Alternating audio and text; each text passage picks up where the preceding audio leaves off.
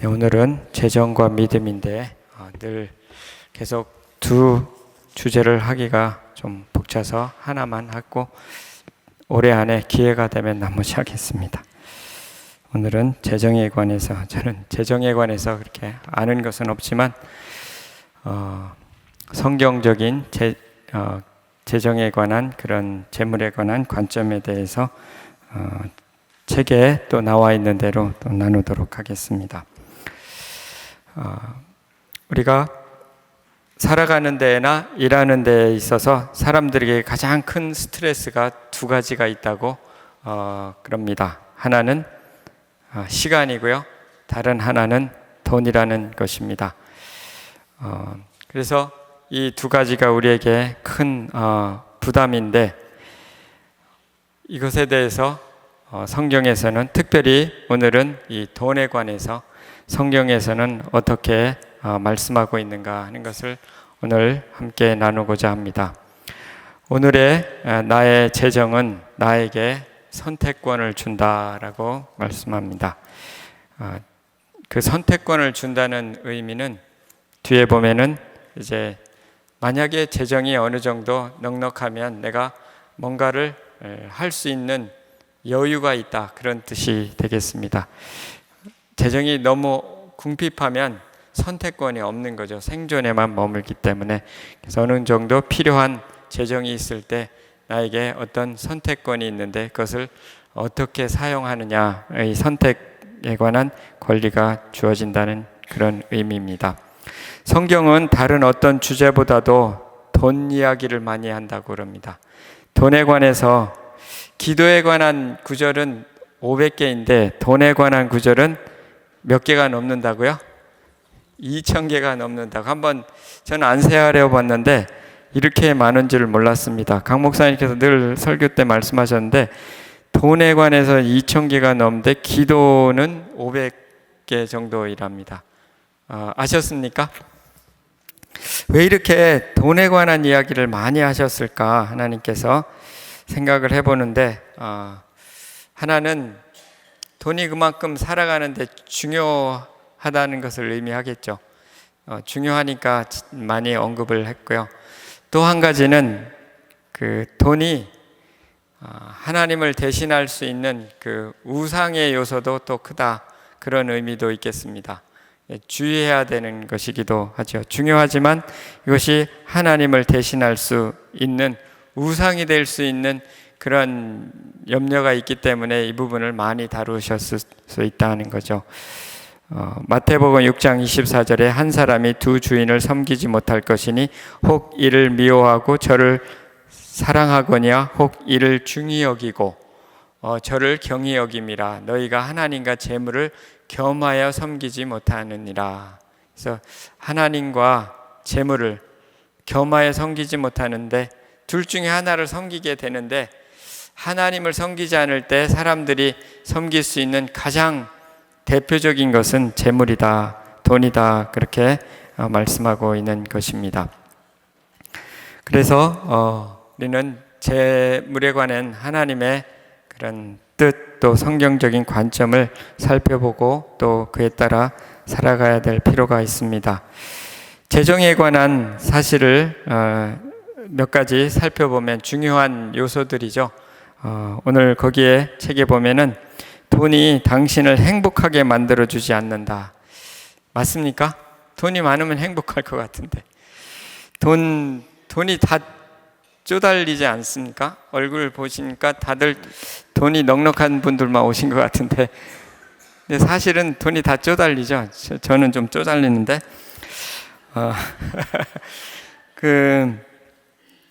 제가 최근에 들은 이제 간증 중에 하나는 한국에서 참 아주 부유하게 사셨던 분인데,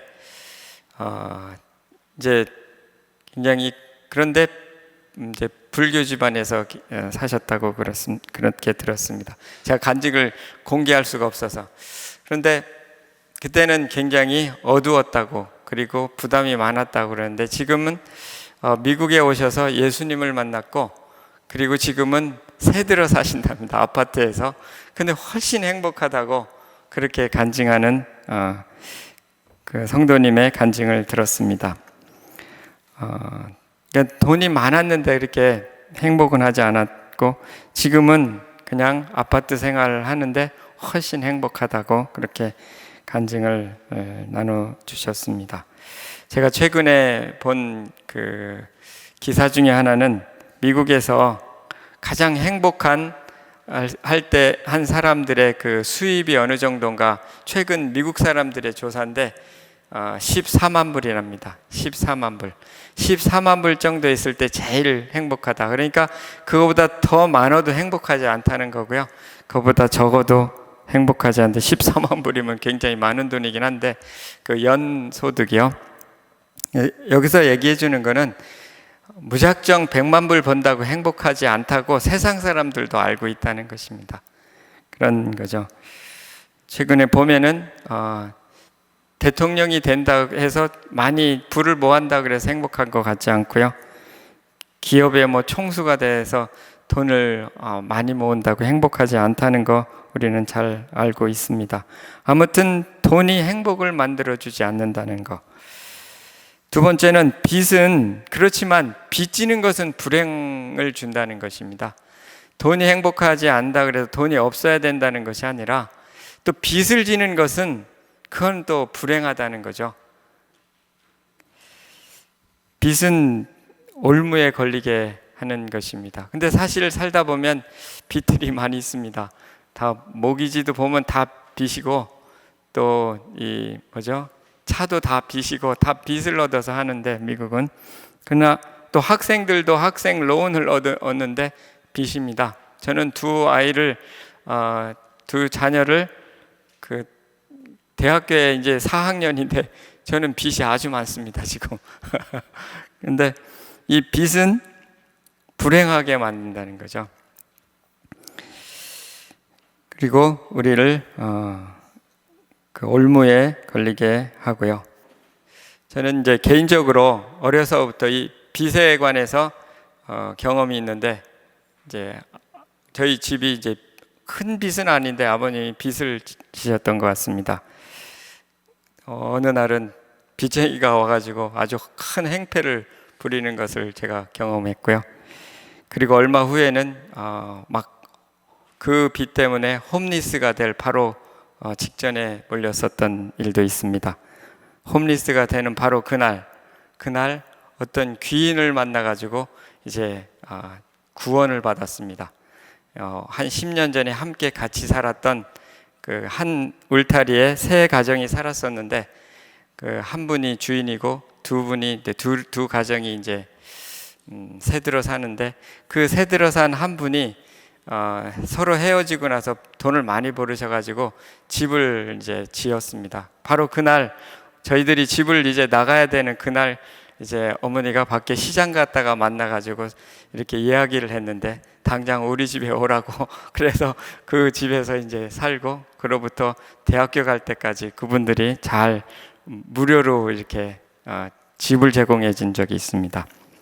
그래가지고 근데 그분들이 최근에 이제 그 가정의 따님이 이제 미국에 오게 됐는데 오랫동안 연락을 못 하다가 보니까 대부분 다 예수님을 많이 믿었더라고요. 예수님을 안 믿은 가정이었었는데요. 아마 저희를 도와주고 복을 받으신 것이 아닌가 그런 생각을 하는데 아무튼 저는 어려서부터 이 빚이란 게 얼마나 무서운 건가를 알기 때문에 늘 저의 이제 한 달 생활하면 그 생활한 어떻게 생활했는지 저는 이렇게 한번 봅니다. 제가 어떻게 할 수는 없지만 빚은 졌는지 안 졌는지 이렇게 보는 습관이 있습니다. 빚을 안 지기 위해서요. 그리고 제가 재정 담당은 아니지만 늘 행정을 보면서도 이렇게 빚에 관한 거는 저는 이렇게 한번 이렇게 검토해보는 그런 게 있습니다. 아무튼 빚은 불행을 준다 하는 것이죠. 그것은 너무 가난하면 불행하다라고 하는 거 잘 알고 있는 진리죠. 그래서 세 번째는 재정적인 여유가 있으면 선택권이 생긴다. 재정적으로 어느 정도 여유가 필요하다는 것입니다. 그래야 남을 도와줄 수도 있고 또 나 자신도 어느 정도 품위 있게 살아갈 수도 있고 또 삶을 즐길 수도 있고 하는 것이죠.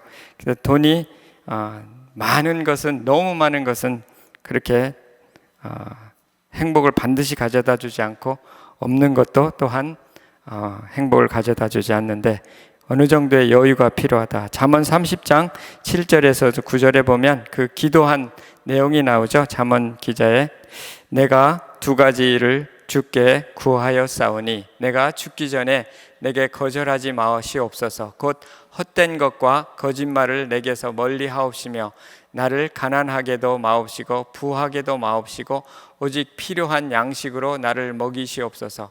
혹 내가 배불러서 하나님을 모른다 여호와가 누구냐 할까 하오며 혹 내가 가난하여 도둑질하고 내 하나님의 이름을 욕되게 할까 두려워함이니라. 이 말씀처럼 배부르면 하나님을 모른다 할까. 신명기 8장에도 하나님께서 이렇게 가나안 땅에 들어가기 전에 그 이스라엘 백성들에게 를 향하여 말씀하시기를 이제 부유하게 되면 하나님을 잊어버릴까 염려한다는 말씀을 합니다. 또 가난해지면 도둑질을 하고 또 하나님의 이름을 욕되게 살아가야 되니까 너무 가난하면 어떻게 먹고 살아야 되니까 이렇게 하기가 쉽다는 거죠. 그러니까 너무 부하게도 마옵시고 가난하게도 마옵시고 라고 하는 말은 내게 적절한 부를 허락하여 주옵소서 라고 기도하는 거죠. 적절한 부가 필요하다 하는 것을 말씀해 주고 있습니다. 오늘 말씀에 성경 사례를 보면 욥기 1장이 나오죠. 욥은 참 1장과 19장 25절에서 27절 사이의 이야기인데 다 아시는 대로 욥은 부자였습니다. 그리고 동방 사람 중에 가장 훌륭한 사람이었고 모든 것을 갖고 있었고 그런데 그 삶에 이제 시험대에 올랐죠. 그 시험은 그가 갖고 있는 부가 정말 행복에 어떤 영향을 미치는지 알아보는 시험이었습니다. 모든 것을 다 잃어버렸죠. 엄청난 손실에 대해서 어떻게 반응했는가 하는 것을 배울 필요가 있다는 거죠. 동방에서 가장 부유했다고 할 수 있는 욥이었는데 욥이 산 시대는 아브라함이 산 시대하고 거의 비슷하다 그러죠.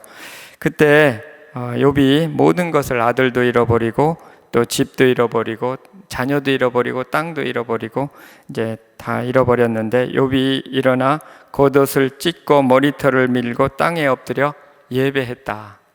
그러니까 다 잃어버린 상황에서 그가 물질적인 재산을 다 잃어버렸지만 그가 한 행동은 뭐냐면 행위는 뭐냐면 예배였다 하는 거죠. 이것이 그의 가장 큰 가치였다는 것입니다. 그것은 뭐냐면 잃어버렸다고 해서 하나님을 원망하지 않았다는 것입니다. 또 주신 분도 여호와시고 취하신 분도 여호와시다. 하나님께서 주실 수도 있고 또 취하실 수도 있다. 모든 주권이 하나님께 있다고 하는 것을 욥은 인정한 거죠.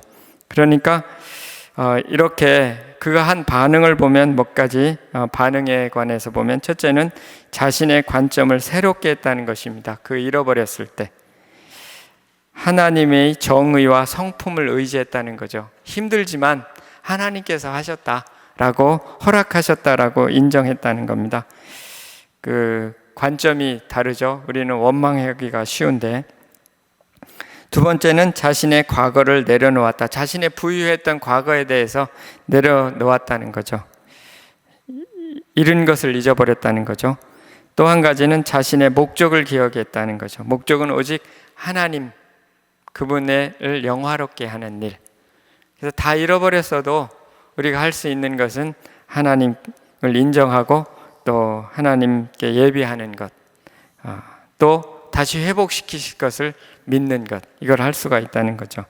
그래서 욥의 재물에 관해서 보다는 욥은 재물보다는 하나님이 더 소중했다. 이것을 우리는 배울 필요가 있다는 것입니다. 재정 관리를 잘 하기 위한 그러한 결단에 관해서 나오죠.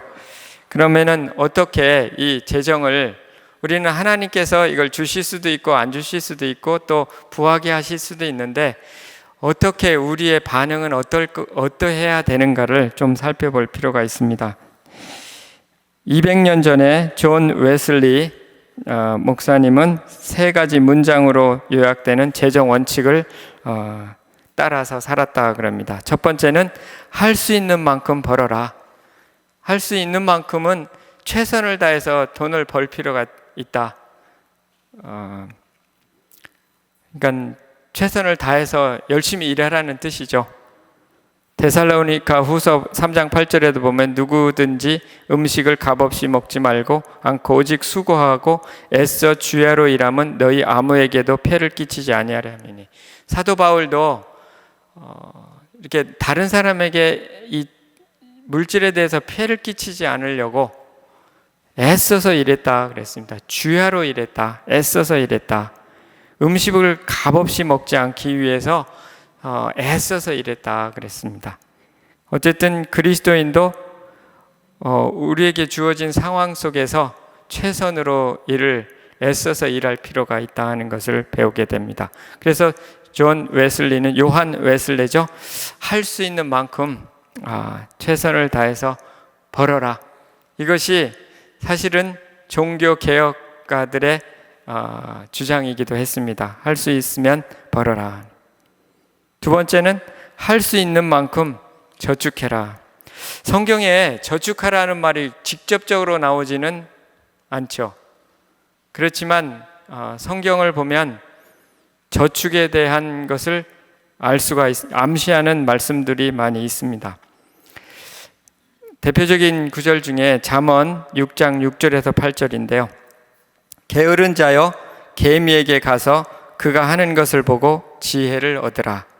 개미는 두령도 없고 감독자도 없고 통치자도 없으되 먹을 것을 여름 동안에 예비하며 추수 때에 양식을 모으느니라. 개미에 가서 배우라 그랬습니다. 지혜를. 개미가 하는 것은 이제 여름 동안에 개미가 양식을 잘 저축했다가 그리고서 추울 때 그것을 먹고, 일단 양식을 잘 예비한다는 것은 저축한다는 거죠.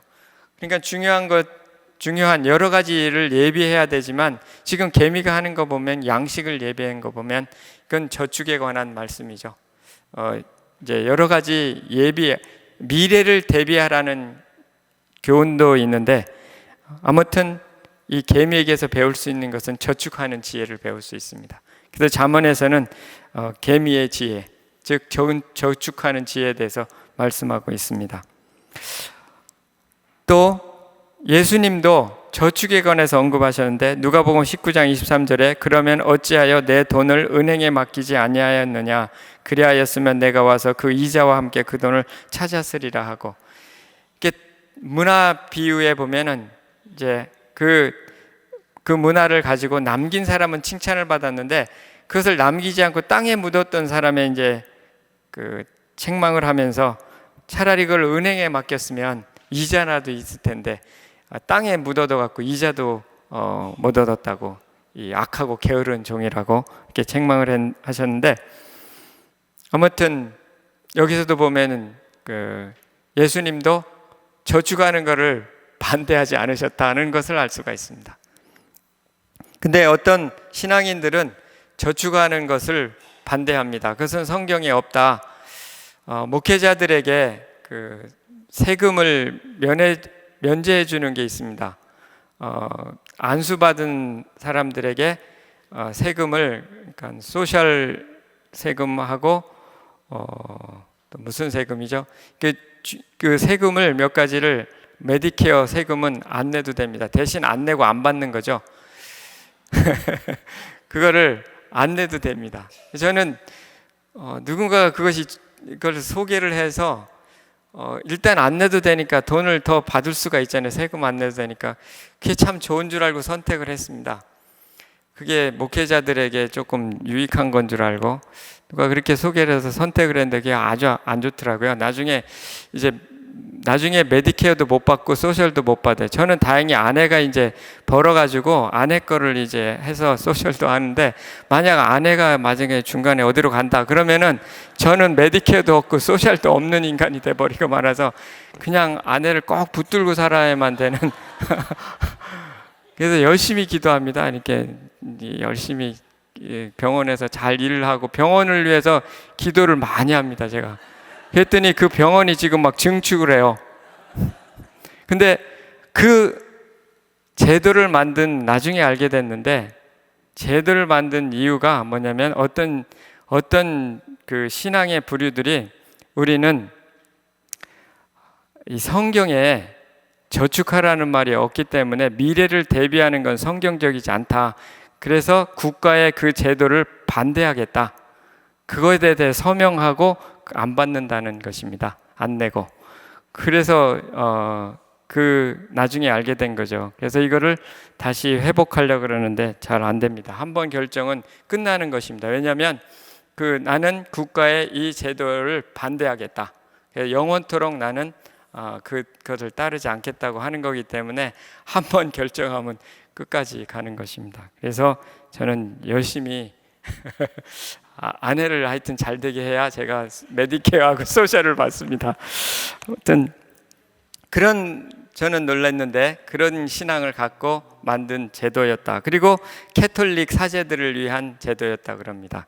그래서 캐톨릭은 그런 게 필요가 없기 때문에요. 다 그 캐톨릭에서 해주기 때문에 그러나 사실은 보면 이와 같이 성경에도 저축에 대해 얘기하고, 또 한 가지 요셉을 보면은 분명히 7년 풍년이 들었을 때 곡간에 곡식을 7년 동안 저축했고 그것을 잘 활용한 것을 알 수가 있습니다. 그것은 저축을 통해서 나중에 잘 활용한 거기 때문에 성경에 나오는 좋은 예죠.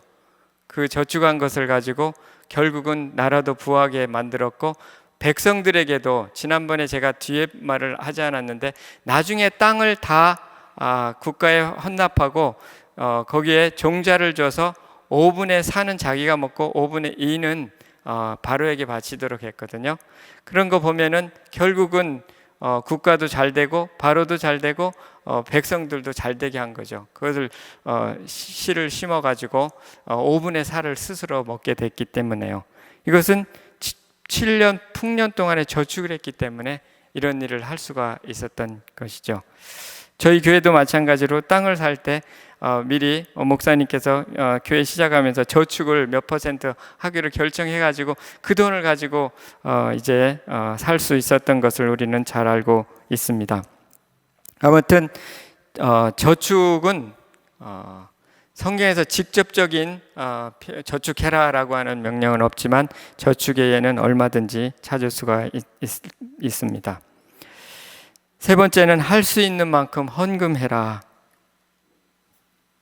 잠언 3장 9절 10절에도 보면 내 재물과 내 소산물이 처음 익은 열매로 여호와를 공경하라. 그리하면 내 창고가 가득히 차고 내 포도즙 틀에 새 포도즙이 넘치리라. 재물과 소산물의 처음 익은 열매로 하나님을 공경하라.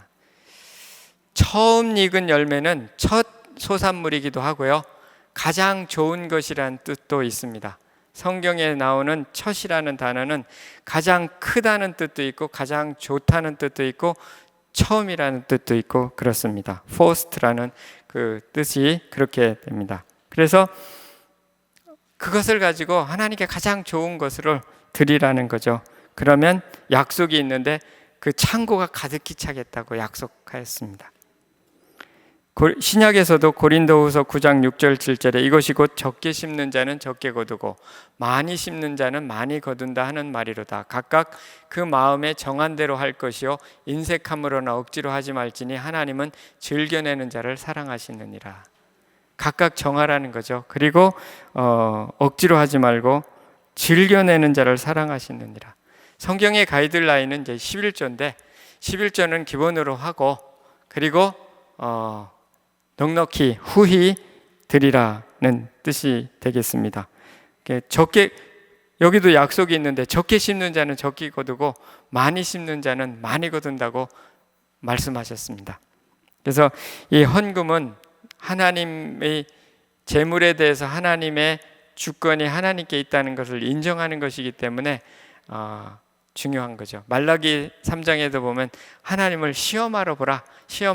과연 복을 주시는지 안 주시는지 그렇게 했습니다. 그러니까 믿음이 필요한 거죠. 믿음으로 하나님께 드리면 하나님께서 복을 주신다고 약속하셨습니다. 헌금을 올바른 동기로 했는데 가난하게 산 사람이 있으면은 한번 굶어 죽은 사람이 있으면 한번 찾아보세요. 없을 겁니다. 성경의 약속은요, 의인의 자손이 걸식함을 보지 못했다 그랬습니다. 의인은 뭐냐면 믿음으로 산 사람이죠. 그렇기 때문에 할 수 있는 만큼 벌고, 할 수 있는 만큼 저축하고, 할 수 있는 만큼 헌금하라. 이것이 요한 웨슬레가 실천했던 세 가지 재정 원칙이었습니다. 이것이 다면은 더 이상 할 게 없는 것 같습니다. 오늘 강의는 더 이상 할 게 없는데 성경에 뭐 대단한 것이 재정의 원칙이 있는가 했는데 별로 없이 이거밖에 없더라고요. 그냥 이것만 기억하고 돌아가시기 바랍니다. 근데 시간이 아직 좀 남았으니까 좀 더 하겠습니다. 재정에 관한 성경적 조언이 조금 더 있는데요. 거기 보면 사물의 가치를 넓은 관점에서 보라 이랬습니다. 사물의 가치라기보단 삶의 가치라고 하는 게 더 낫지 않을까 하는 생각이 듭니다. 이 관점이라는 것은 결국 하나님의 관점이고 하나님 나라의 관점이라고 할 수 있는데요. 어떤 관점이 필요할까? 첫째는 인생을 영원한 관점에서 보아야 된다. 영원한 관점. 베드로후서 3장 8절에 10절에 보면요, 사랑하는 자들아, 주께는 하루가 천년 같고 천년이 하루 같다는 이 한 가지를 잊지 마라. 주의 약속은 어떤 이들이 더디다고 생각하는 것 같이 더딘 것이 아니라 오직 주께서는 너희를 대하여 오래 참으사 아무도 멸망하지 아니하고 다 회개하기에 이르기를 원하시느니라. 그러나 주의 날이 도둑같이 오리니 그날에는 하늘이 큰 소리로 떠나가고 물질이 뜨거운 불에 풀어지고 땅과 그 중에 있는 모든 일이 드러나리로다. 이것은 뭐냐면 마지막 때에 모든 것들이 풀어지고 물질이 뜨거운 불에 풀어지겠다 그랬습니다.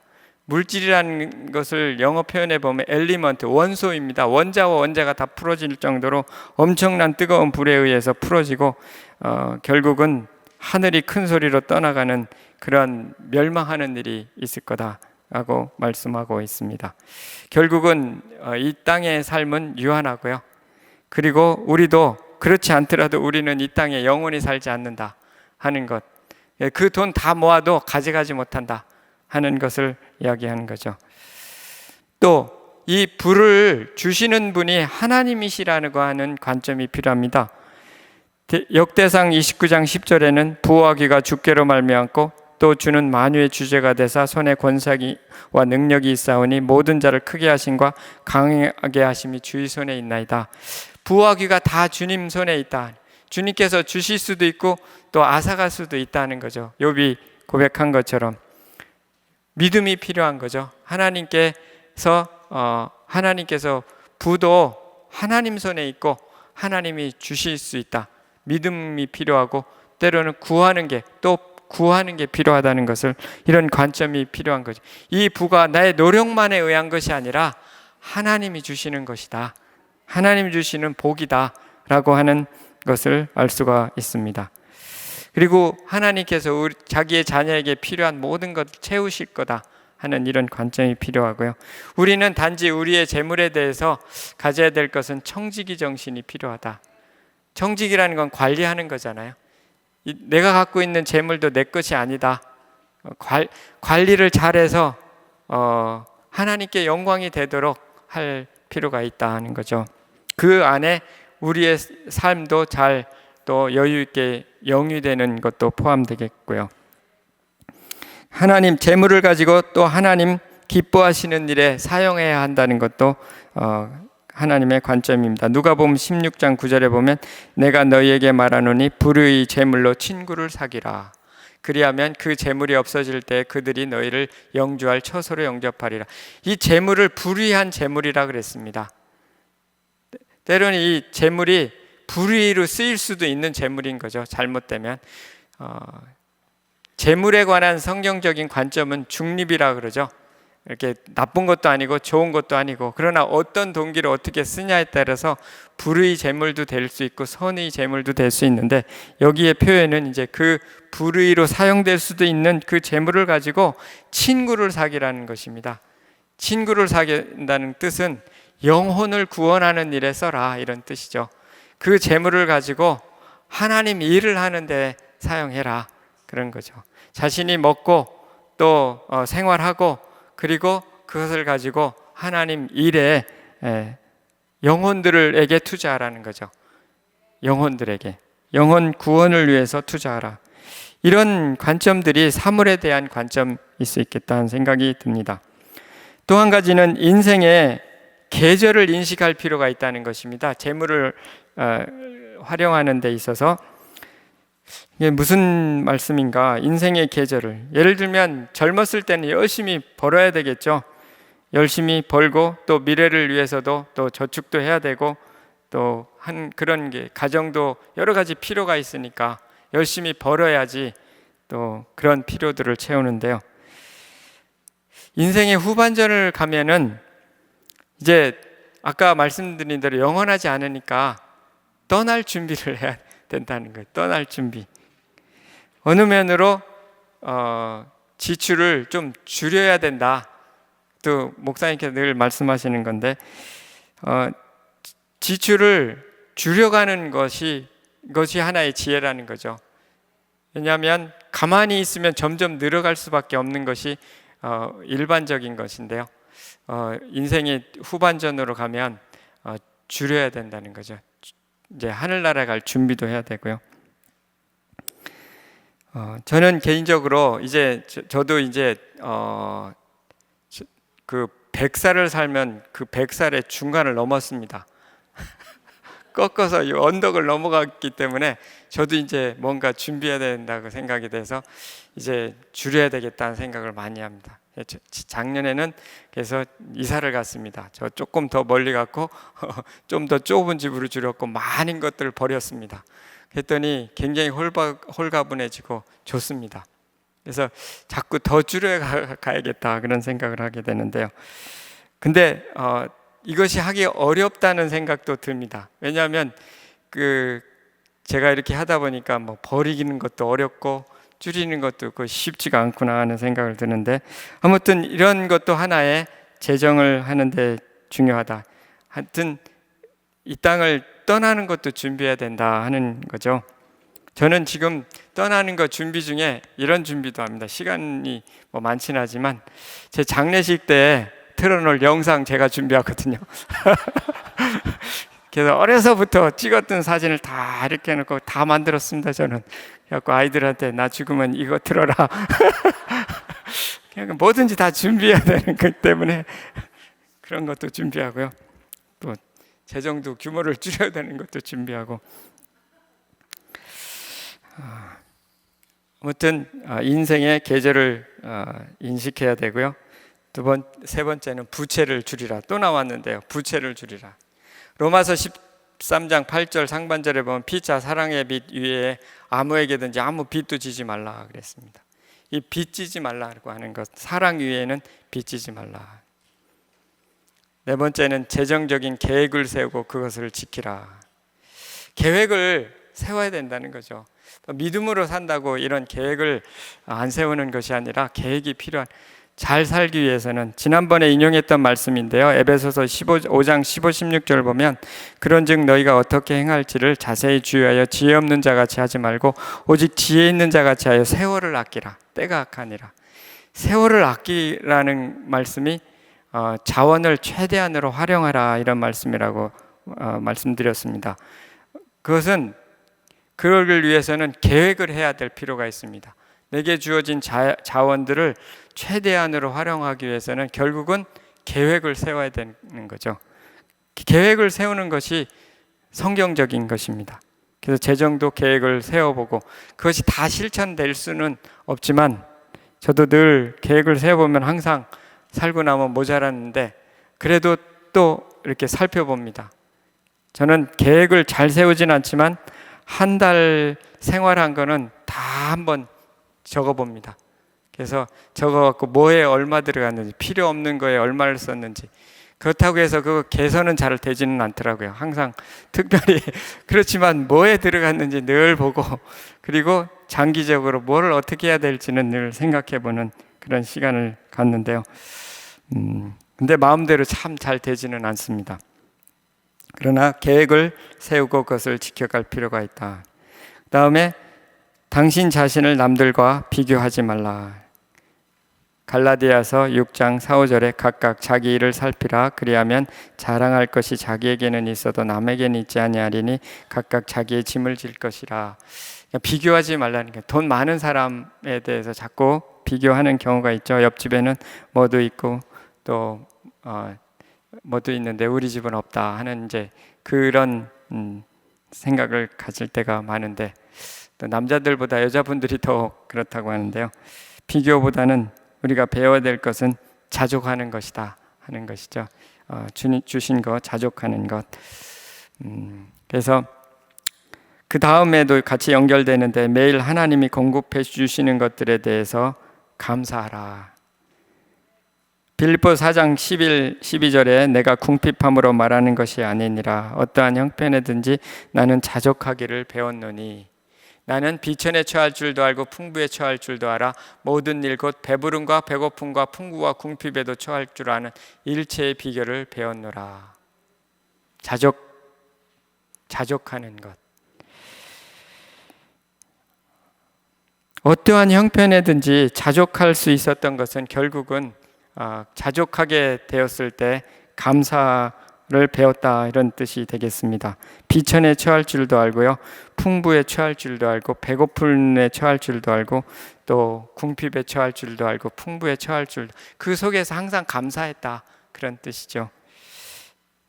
저도 개인적으로 보면은요, 사실은 미국에 와서 풍요한 나라에서 살지만 제가 가장 경제적으로 여유가 있었을 때는 중국에 있을 때입니다. 중국에서 선교를 할 때인데, 그때 막 이제 저는 학교를 졸업하고 중국에 갔고요. 그때 저는 이제 헌금을 받아서 생활한 게 아니라 이제 국가에서 주는 그 한국과 중국 사이에 그 당시에 막 수교가 됐기 때문에 어떤 프로젝트에서 정부의 지원을 받았습니다. 3년 동안. 근데 그때 정부에서 준 것이 한 1,000에서 1,200불쯤 되는데, 저희들이 생활하고 렌트비 내고 다 생활해도 한 700불쯤 됐습니다. 북경에서. 지금은 아마 그 정도 10배는 더 되지 않을까 모르겠는데요. 그러니까 얼마나 많이 남나요? 300불 플러스 때로는 500불 남네. 그거를 많이 저축을 할 수가 있었습니다. 그때가 가장 여유 있었던 때입니다. 그리고 그 다음에 이제 미국에 가서 1년 생활하고, 그 다음에 한국에 가서 대기업에 다녔지만 뭐 쪼들리진 않았지만 중국에 살 때보다 많지는 않았습니다. 중국에 살 때는 그래도 저축을 많이 할 수 있었는데요. 지금은요, 꽤 많이 법니다. 저도 벌고 그래도 많이 버는 거 아니지만 버는 거죠. 중간에 아니 많이 버는 거예요. 많이 버는 거고, 안 그러면 안 되니까. 저희 집사람이 또 많이 벌어요. 둘이 합하면 꽤 고소득이에요. 저는 제가 보는 고소득이에요. 그런데도 남지가 않습니다. 정말 남지가, 왜 이렇게, 제가 아까 한 달을 해본다 그러죠? 저축이 없습니다. 이상하도 할 수 없죠. 하여튼 항상 그러니까. 그렇지만 또 은혜로 넘어가고, 1년 지나면 은혜로 넘어가고, 그게, 그러니까 가장 풍족한 때가 그때였구나. 700불 가구 살 때. 700불 가구 살 때가 참 좋았습니다. 마음대로 먹고 또 여유 있게 살았고요. 그런데 그렇지만 그때도 좋았고요. 지금도 좋습니다. 근데 쪼들립니다. 경제적으로 미국 생활에는 확실히 쪼들리는 것 같습니다. 긴장해야지 된다. 수입이 많은 것 같은데도 긴장합니다. 이해를 다 하실 겁니다. 근데 아무튼 그때도 좋았고요. 지금도 좋은 거는 주님 함께 하셔서, 또 부족한 건 나중에 어떤 방법으로도 채워주시더라고요. 그 다음에 당신이 할 수 있는 만큼 헌금하라. 헌금을 자꾸 얘기하는데 오늘 부담되시겠어요. 그렇지만 여기 성경적 원리니까요. 11조도 하고 각각 마음에 정한 대로. 11조에 있어서 문제는 그러면 네트로 할 건가 그로스에 할 건가, 이게 아주, 그는 제가 볼 때는 첫째는 어떻게 해야 될지는 담임 목사님한테 여쭤봐야 될 거고 두 번째는 그게 바로 정한 대로 하는 거 아닌가. 그로스로 하든지 네트로 하든지 기도하면서 정해서 하는 게 아닌가, 그런 생각을 하는데, 가능한 한 많이 내세요. 저는 처음에 헌금을 배울 때 11%부터 해라 이렇게 배웠습니다. 10%는 구약의 수준이니까 신약은 은혜를 더해서 1%, 은혜를 받았으니까 1%를 더해서 11% 하고 그리고 계속 늘려가라. 그래서 저는 그것대로 계속 늘려가다 보니까 20%까지 됐습니다. 미국 오기 전에. 근데 미국 가서 20% 하려니까 도저히 못 살겠어요. 그래갖고 저는 그냥 11조 하려고 열심히 노력합니다. 아무튼 열심히 그래도 나름대로 하려고 떼먹지 않고 하려고 열심히 노력하는데 미국에 와서는 그 20% 했다가는 정말 홈리스 되겠더라고요. 그렇지는 않은데 실제 믿음을 해보면 되는데 믿음이 적어서 그래요. 아무튼 이러한 원리를 가지고 하면은 하나님께서 복을 주신다는 것입니다. 로넨 커닝햄이 쓴 그 열방을 변화시키는 하나님의 책이라는 것에서 이제 종교 계획가들의, 특별히 켈빈이 어떻게 재정에 관해서 가르쳤는가가 나옵니다. 보면은 최악의 도시였던 제네바, 스위스의 유명한 도시죠. 제네바가 최상의 도시. 지금 스위스는 아주 부유한 나라잖아요. 미국보다도 소득이 높을 것입니다. 그 제네바라고 하는 스위스의 제네바, 만약에 우리가 1530년대 제네바를 간다면요, 아주 유럽에서 가장 악취나는 도시랍니다. 지금은 가면은 아주 아름다운 곳이라고 하죠. 저도 잠깐 들린 적이 있는데 아주 아름답습니다. 스위스는. 제가 다른 곳은 안 가봤지만 스위스가 너무너무 아름답습니다. 근데 1530년대에 가면은 가장 악취나고요, 오물이 엄청 많고 그런 도시였다고 그럽니다. 근데 그것이 지금 같은 도시로 바뀐 것은 결국 거기에 한 사람 때문인데, 종교개혁가인 켈빈이 거기에서 사역을 했고, 거기에서 그가 가르쳤던 가르침 때문에 도시가 변했고 나라가 변했다고 그럽니다. 그가 동역자들과 함께 성경을 연구하고 사람들에게 그 성경을 구원의 도리만 가르치는 것이 아니라 어떻게 성경에서 나오는 하나님 나라의 그 삶의 그 원리들을 가르쳤다고 합니다. 그래서 그들에게 이제 가르친 가르침이 세속적인 것, 그 당시까지만 해도 종교인들이 삶은 성스러운 거고, 일반 세상에서의 삶은 세속적인 거고 더러운 것이다. 그래서 주일에 와서 씻어야 된다, 이런 생각을 갖고 있었는데, 칼빈은 그렇지 않다. 직업도 하나님께서 주신 그 직업도 성실하게 하나님을 위해서 하면 그것도 성스러운 것이다. 이제 이런 개념을 심어줬고요. 그 당시만 해도 남자들은, 제네바의 남자들은 부정직했고 술주정뱅이들이 너무 많았고 아주 술이 많았던 그런 도시였다고 합니다. 무책임했고 가정에 무질서했고 도둑이 많았고 이랬는데, 이 켈빈의 가르침이 계속 그들의 삶 속에 미쳐서 이제 가정을 돌보기 시작하고, 술 취하지 않고 열심히 일하기 시작하고, 재정적으로 책임을 지고 11조를 내고 미래를 위하여 저축하고, 이렇게 살았다는 거죠.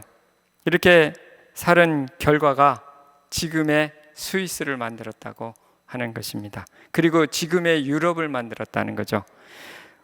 독일의 유명한 경제학자가 있는데, 막스 웨버라는 그 경제학자가 있는데, 그가 이렇게 말했습니다. 프로테스탄티한 즉 신교의 윤리와 자본주의 정신이라는 책에서 서구 국가의 번역은 제네바에서 시작되었으며 그 결정적인 원인은 칼뱅, 즉 칼빈이 제네바에서 전한 가르침 때문이었다.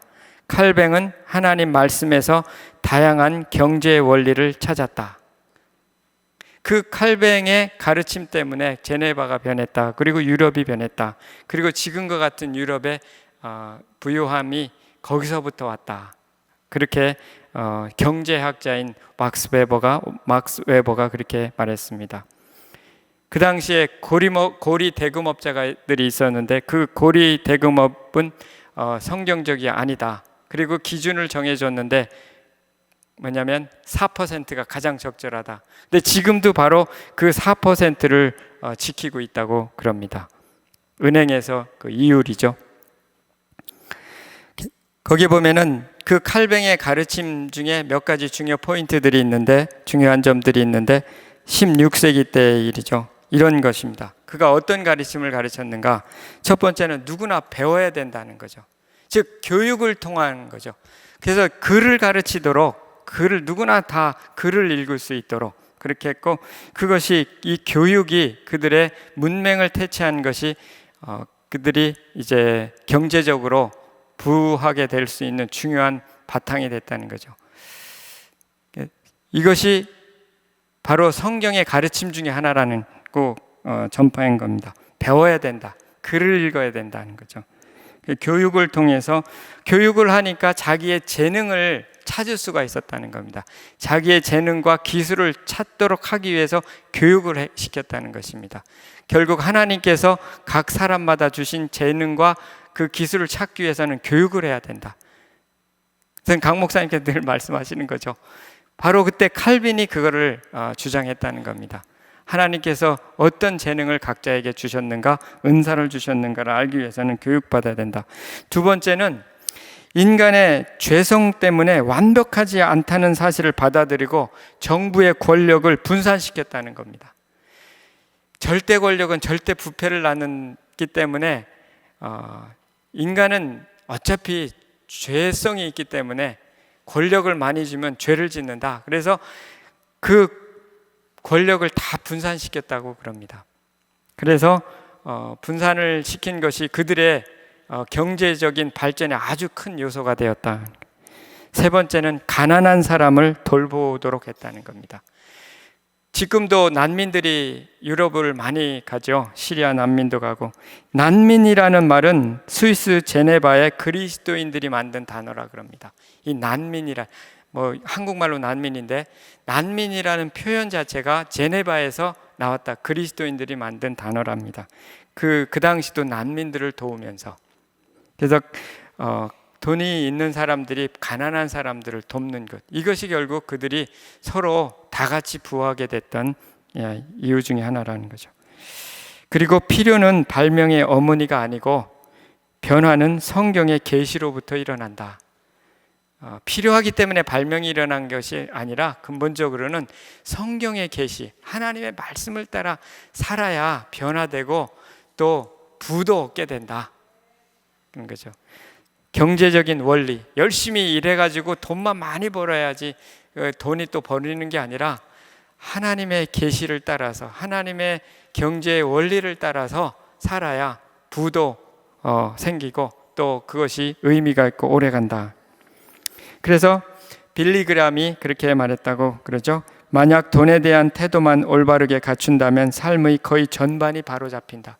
돈에 대한 태도가만 올바로 한다면 삶의 모든 부분이 다 바로잡혀요. 위치가 바로, 즉 하나님과의 관계가 올바로 될 수 있다.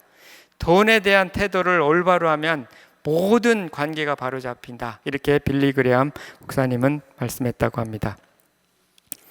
결국은 그 모든 것이 하나님의 말씀으로부터 온다는 거고, 말씀의 원리를 지키면서 살아갈 때 우리가 바로 하나님께서 주시는 그 여유도, 경제적인 여유도 누리고 또 남도 도와주면서 의미 있게 살 수 있다는 것입니다. 마지막에 이제 중요한 것은 결국은 하나님의 공급하심을 신뢰해라. 아무리 계획을 잘 하고 해도 저도 해보면 잘 안 됩니다. 그게 뭐 이렇게 살면 잘 못 살아서 그런지 모자랄 때가 많더라고요. 그러나 이것만큼은 분명하다. 하나님께서 필요한 것들을 공급해 주시더라. 경제를 하나님 아버지께서 자기 자녀에게 필요한 것을 공급해 주시더라. 구약에 보면 이스라엘 백성들이 출애굽을 한 다음에 광야 40년 동안에 그들이 뭐 갖고 온 것도 많이 있었죠. 그러나 광야 40년 동안에 그들을 하나님께서 만나와 메추라기로 먹이셨다 하는 것, 이것이 바로 하나님의 공급하신다고 하는 약속과 같습니다. 우리들도 이 땅 살아가는 동안에 필요한 것들을 공급하신다는 거죠. 빌립보서 4장 19절에 나의 하나님이 그리스도 예수 안에서 영광 가운데 그 풍성한 대로 너희 모든 쓸 것을 채우시리라. 다 부자가 되겠다고 말씀하신 게 아니라 쓸 것을 채워주시겠다고, 충분히 영광 가운데 채워주시겠다고 말씀하십니다. 그래서 시편 37편 25, 26절에도 보면은요, 악인은 꾸고 갚지 아니하나, 21절이죠. 죄송해요. 악인은 꾸고 갚지 아니하나 의인은 은혜로 베풀고 주는도다. 그러니까 의인이라는 것은 믿음으로 사는 사람이잖아요. 믿음으로 사는 사람은 은혜를 베풀게 된다는 겁니다. 37장 25, 26, 5절, 26절에 보면 내가 어려서부터 늙기까지 의인이 버림을 당하거니와 그의 자손이 걸식함을 보지 못하였도다. 의인이, 믿음으로 사는 사람이 버림을 당해서 거린이 되지 않고 그 자손이 걸식함을 보지 못하였다는 것이죠. 그는 종일토록 은혜를 베풀고 꾸어주니 그의 자손이 복을 받는도다. 하나님을 의지하는 사람의 자손이 복을 받는다고 그랬습니다. 본인도 걸식하지 않고 자손도 걸식하지 않고 오히려 은혜를 베풀게 되고, 그리고 그 자손이 복을 계속해서 받는다. 이것이 성경의 약속입니다. 우리의 필요한 것, 또 우리의 사업에 관한 것, 우리의 또 하나님의 일에 관한 것, 하나님께서 공급하신다. 우리 중요한 것은 믿음이라고 하는 것을 말해주고 있습니다. 이 일에 있어서 우리가 기억해야 될 한 가지 말씀이 더 있는데, 그것은 바로 마태복음 6장 33절입니다. 그러므로 너희는 뭐죠? 먼저 그의 나라와 의를 구하라. 그리하면 이 모든 것을 너희에게 더하시리라. 이 모든 것, 우리에게 필요한 모든 것 더해 주심을 경험하기 위해서 해야 될 것이 있다는 거죠.